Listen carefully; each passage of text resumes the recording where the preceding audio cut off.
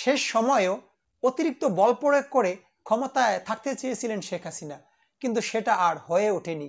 শেখ হাসিনার সাথে গতকাল গণভবনের শেষ 4 ঘন্টায় কি হয়েছিল সেই বিষয়টাই আজকে আমার ভিডিওতে পুঙ্খানুপুঙ্খানুভাবে তুলে ধরবো। আশা করি পুরো ভিডিওটা আপনারা দেখবেন, কেউ স্কিপ করবেন না।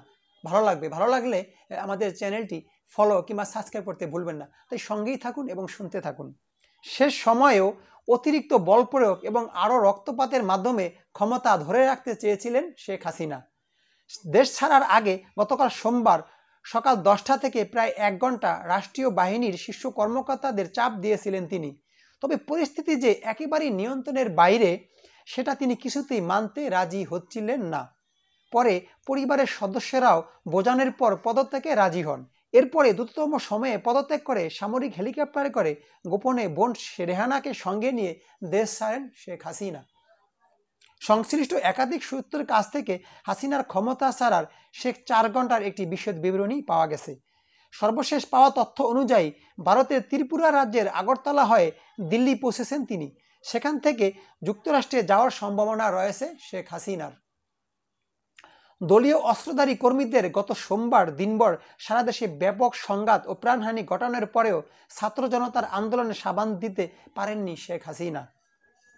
যদিও পরিস্থিতি উপলব্ধি করতে পেরে রোববার রাতেই শেখ হাসিনাকে তার একজন উপদেষ্টা সহ কয়েকজন নেতা বোঝানোর চেষ্টা করেছিলেন। তারা সেনাবাহিনীর কাছে ক্ষমতা হস্তান্তরের পরামর্শ দেন বলে জানা গেছে, তবে তিনি তা মানতে রাজি হননি। বরং সোমবার গতকাল থেকে কারফিউ আরও কড়াকড়ি করতে বলেন। ভোর থেকে কারফিউ কড়াকড়ি করার উদ্যোগ নেওয়া হলেও সকাল 9টার পর থেকে বিভিন্ন স্থানে আন্দোলনকারীরা কারফিউ ভেঙে নামতে শুরু করেন। 10টা নাগাদ ঢাকার বিভিন্ন স্থানে জমায়েত হতে থাকেন তারা আন্দোলনকারীরা।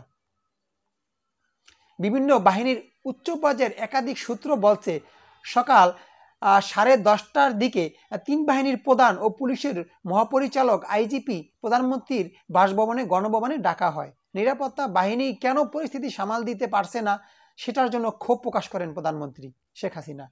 আন্দোলনকারীরা আইনশৃঙ্খলা রক্ষাকারী বাহিনীর সাজোয়া যানে উঠে লাল রং দিয়ে দিচ্ছেন, সামরিক যানে পর্যন্ত উঠে পড়ছেন, এরপর উপরে উঠে লাফালাফি করছেন, সেটাও নিয়ে তিনি ক্ষোভ প্রকাশ করেন। এছাড়া বিশ্বাস করে এই কর্মকর্তাদের শীর্ষ পদে বসিয়েছিলেন সেটাও তিনি উল্লেখ করেছিলেন। এক পর্যায়ে শেখ হাসিনা আইজিপিকে দেখিয়ে বলেন তারা পুলিশ তো বেশ ভালোই করছে। তখন আইজিপি জানার পরিস্থিতি যে পর্যায়ে গেছে তাতে পুলিশের পক্ষেও আর বেশি সময় কঠোর অবস্থান ধরে রাখা সম্ভব হবে না। শেখ হাসিনা সেটাও মানতে চাচ্ছিলেন না। তখন কর্মকর্তারা শেখ রেহানার সঙ্গে অন্য কক্ষে নিয়ে আলোচনা করেন, তাকে পরিস্থিতি বোঝাতে বলেন শেখ হাসিনাকে। পরে ছোট বোন রেহানা শেখ হাসিনাকে পরিস্থিতি বুঝিয়ে বলেন এবং তাকে ক্ষমতা ছাড়তে বলেন। এক পর্যায়ে সজীব ওয়াজেদ জয়কে ফোন দেন। সজীব ওয়াজেদ জয় সেখান থেকে তাকে গ্রিন সিগন্যাল দেন যে মা তুমি ক্ষমতা ছেড়ে দাও। পরবর্তীতে শেখ হাসিনা ক্ষমতা ছাড়তে রাজি হন। একটু ভেবে দেখুন যে কি একটা পরিস্থিতি হয়েছিল গতকাল গণভবনে। একজন ক্ষমতাবান মানুষের কি একটা পরিস্থিতি, শরীরে লোম দাঁড়িয়ে যাচ্ছে আমার।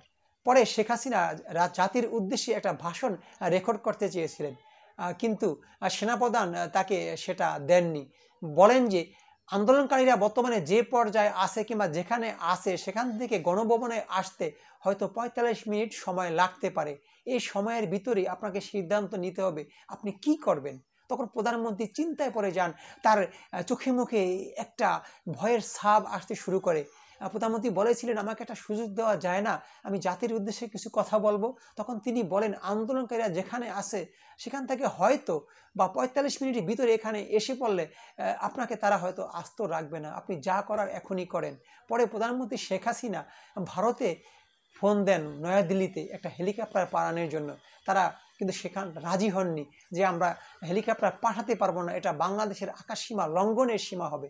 পরবর্তীতে সেনাবাহিনীর একটি হেলিকপ্টারে করে বিদেশ যাওয়ার জন্য শেখ হাসিনা রাজি হন। এরপর ছোট বোন রেহানাকে নিয়ে তেজগাঁয়ের পুরনো বিমানবন্দরে হেলিপ্যাডে আসেন শেখ হাসিনা। সেখানে তাদের কয়েকটি লাঠিজ উঠানো হয়। এরপর তারা গণভবনে যান। সেখানে পদত্যাগের আনুষ্ঠানিকতা শেষ করে বেলা 2টার দিকে সামরিক হেলিকপ্টারে করে ছোট বোন সহ ভারতের উদ্দেশ্যে রওনা দেন শেখ হাসিনা। জানা গেছে হেলিকপ্টারটি ভারতের আকাশ সীমায় কিছু সময় উড্ডয়ন করে আগরতলায় বিএসএফ এর একটা হেলিপ্যাডে অবতরণ করে। তারপর সেখান থেকে দিল্লি পথে রওনা হন শেখ হাসিনা। এই বিষয়গুলি ভারতীয় গণমাধ্যমে জানানো হয়েছে।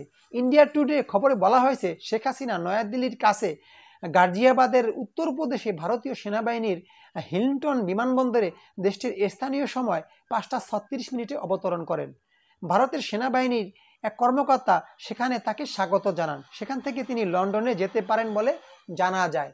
একটু ভেবে দেখুন, এর আগে 1996 সালে 7ম জাতীয় সংসদ নির্বাচনের মাধ্যমে তিনি প্রধানমন্ত্রী হিসেবে দায়িত্ব পালন করেন। 2001 সালে নির্বাচনে ভোটে বিএনপি জয়ী হয়ে আওয়ামী লীগ বিরোধী দলে যায়। তখন সংসদে বিরোধী দলীয় নেত্রী হন শেখ হাসিনা।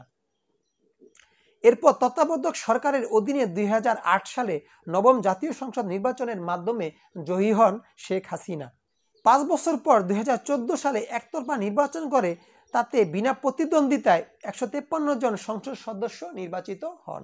ওই নির্বাচনে 10ম সংসদ বিরোধী দলগুলো অংশ নেননি। শেখ হাসিনা ও তার জোটসঙ্গীরা মিলে সরকার গঠন করেন। তখন 2018 সালে তিনি বিতর্কিত একাদশ জাতীয় সংসদ নির্বাচনের মাধ্যমে দিয়ে তিনি আবার প্রধানমন্ত্রী হন।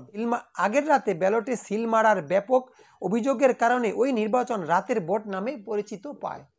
তারপর চলতি বছরের জানুয়ারি দ্বাদশ জাতীয় সংসদ নির্বাচনে বিরোধী দলগুলো অংশ নেননি। নিজ দলীয় নেতাদের স্বতন্ত্র প্রার্থী করে ডামি প্রতিদ্বন্দ্বিতার মাধ্যমের মধ্য দিয়ে তিনি আবার প্রধানমন্ত্রী হন।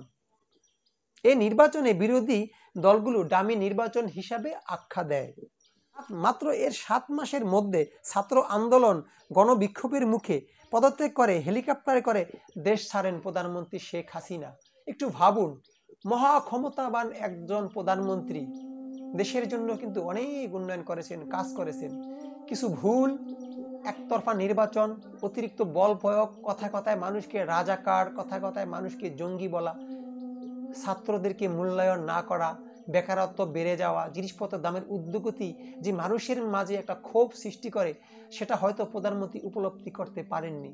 তার আশেপাশে যেসব নেতাকর্মীরা ছিলেন তারাও হয়তো তাকে বুঝাতে পারেননি যে ম্যাডাম এই পালসগুলো আপনাকে বুঝতে হবে, কিংবা তাকে বুঝতে দেননি তারা। একটি ভুল ডিসিশন, যখন ছাত্ররা কোটা সংস্কার আন্দোলনে নামছিল, যে তিনি তাদেরকে বলে দিতেন কিংবা মেনে নিতেন, আজ হয়তো শেখ হাসিনার এই পরিস্থিতি হতো না। ভালোই তো কাজ করেছিলেন তিনি, ভালোই এগিয়ে গিয়েছিলেন বাংলাদেশ। তবে এবং একজন পরাজিত সৈনিকের মতো দেশ ছেড়ে পালালেন। তার পালিয়ে যাওয়াটা অনেকেই মেনে নিতে পারেননি, কিংবা শেখ হাসিনার জন্য এটা একটা একেবারে কি বলবো, মাথা নিচু করে পালিয়ে যাওয়ার মতো অবস্থা হয়েছে। এটা লজ্জার। তার এত অবদান দেশের জন্য, তার এত গুণগান হয়তো মানুষ ভুলতে পারবে না, হয়তো আজ হোক কাল হোক মানুষ তাকে মনে রাখবে। তারপরে তিনি চলে গেলেন সবাইকে ছেড়ে, নেতাকর্মীদেরকে বিপদে ফেলে দিয়ে। নেতারা এভাবেই চলে যায়, মার খায় দলীয় ছোট ছোট কর্মীরা। জানি না আপনাদের কেমন লেগেছে, ভালো লাগলেও জানাবেন, খারাপ লাগলেও জানাবেন। আশা করি কেউ খারাপ ভাববেন না। যদি সামান্য ভালো লেগে থাকে ভিডিওটুকু, আমাদের পাশেই থাকবেন, চ্যানেলটি ফলো কিংবা সাবস্ক্রাইব করতে ভুলবেন না। আমি আজকের মতো তাসিন টিভি থেকে বিদায় নেব। সবাই ভালো থাকবেন, সুস্থ থাকবেন, আর কখনো অতিরিক্ত ক্ষমতা দেখাবেন না। আল্লাহ হাফেজ।